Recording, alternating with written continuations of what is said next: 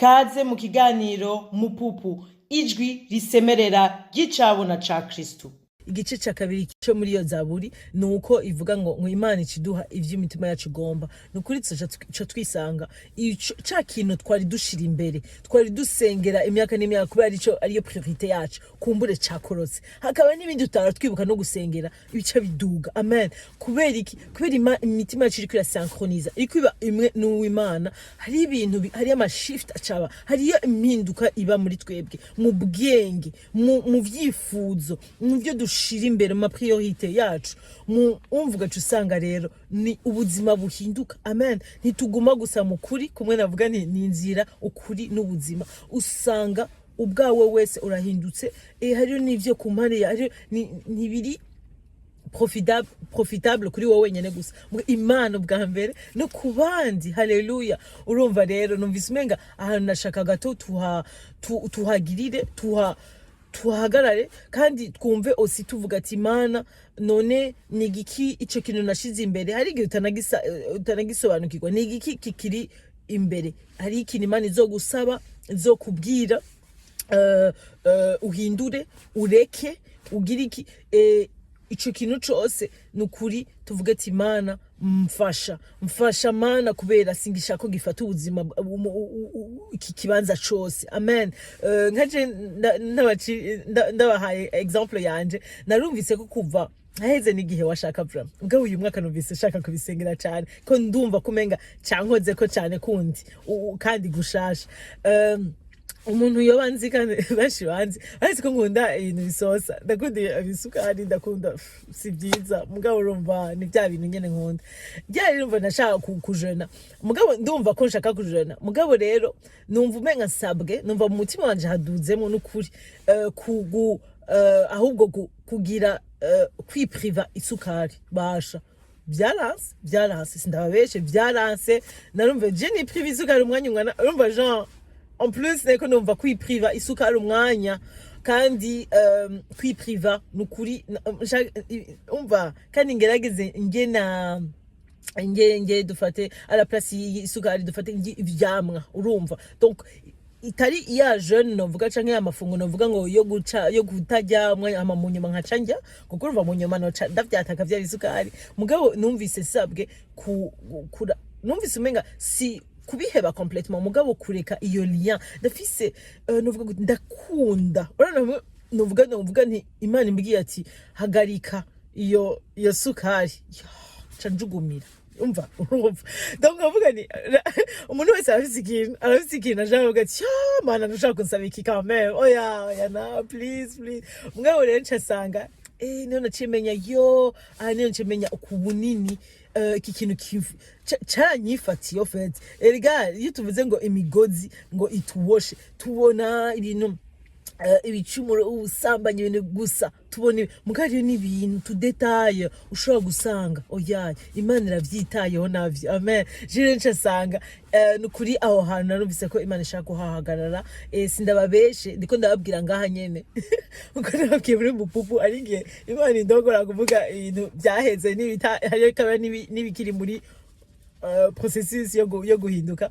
Me kuri jewe ncasanga nundi ko ndanabisengera ko Imana inshoboza ko iyo ugo rukundo, urumva ko guhimbarirwa ibisukari mfise muri jewe nukuri gukoroka kumeneka. Haleluya. Ndizereye cyane ko byari hanyuma nzoza kuba naye mbabwira basha nukuri sidabeshe nukuri. Kandi numva ko igitangaje suko Imana yambwiye ngo ndabireke complètement. Mugabo ndumva umenga muri jewe ndi convaincu. Urumva ndi convaincu, numva nsabwe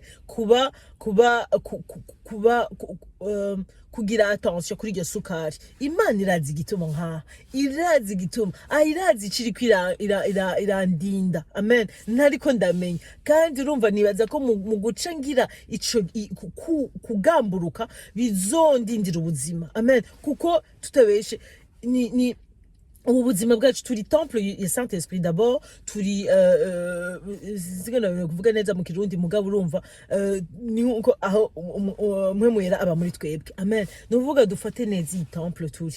Urumva muri ico kintu sidabeshe, ico kintu je cananiye.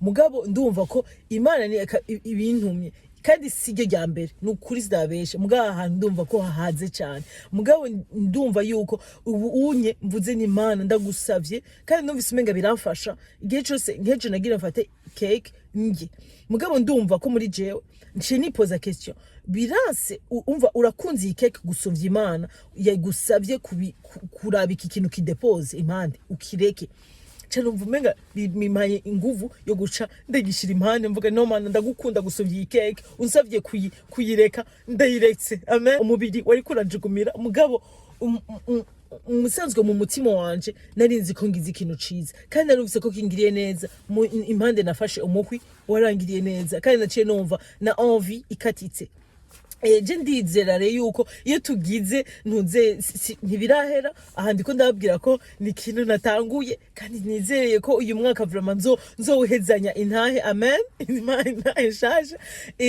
mugabo ndiko nka kujya Yesu Kristo yavuze ati abagenzi banje uwo nkunda nushira mu ngira amabwirizwa yanje ivyo ndamusavye hari igihe cyo twibaza ngo ni amabwirizwa 10 gusa mugabo nico kintu cyose ariko aradoma ko ku buzima bwawe kitari ashaka ko gihinduka amen ashobora kuba jeni bisukari wowe ashobora kuba ari ikintu cyo muri character ashobora kuba ari ishavu ashobora kuba ari jalousie ashobora kuba ari n'ahantu ufise excès hose ushobora no ashobora kuba ni excès de table par exemple ukajya ukumva nyene urakunda ni passion yawe guhagarika biragoye ashobora kuba itabi ashobora kuba ibintu ishobora kuba relation urimo itamuryoheye ni ibintu bitandukanye ariko numva umenga mu mwanya tukuguriye imitima tukuvuga Mana ndishase imbere yawe nukuri shaka guhimbarirwa no kuvuga yuko nshaka yuko no mu buzima bwanje havamwo ivyo byose bishobora kuza bimbera problème kugira ndaguhimbarirwe canke byafashe kibanza bitatezo gufata ngose ari désordre mu buzima bwanje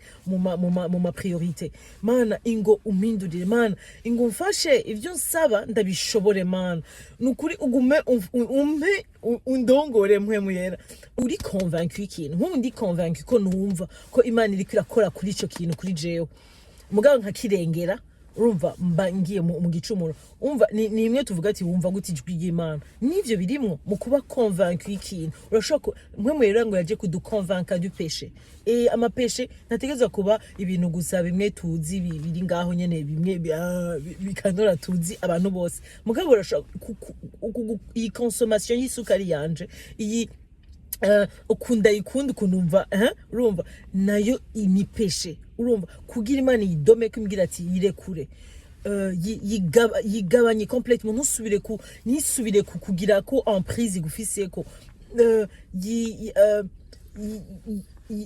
yiguze n'ikindi kintu gifise ubuzima dufate icamwa amen nukuri ndumva ko namwe mwera amana nama option yandi urumva kandi ndumva ko ari ikintu nkenemwo discipline gusumba amen hariho ingwara nzokira kumbure hari n'ingwara zizoba zirinzwe amen nuko ivyo bisukari nabiretse amen cyane nabigabanuye complètement hamwe no kukajya mvuga ni c'est en passant ni juste nakanu gatoyi mugabo singifise nikikimboshe nigifise nuzeneni yakuri jewe urumva sinzi rero wewe nawe nuyage n'Imana ikumbwirire me ivy'Imana no kwiviza kwa mabitangaje izokora no ku bintu kumbere tutari twiteze cyane ku kintu wari witeze n'ubundi mugabe gushe mu conviction yindi nshasha no kuri ndasenze ko no kuri tuyagishwe ku yindi niveau hama kandi twizerere cyane yuko Imana izoduha kuba turi abantu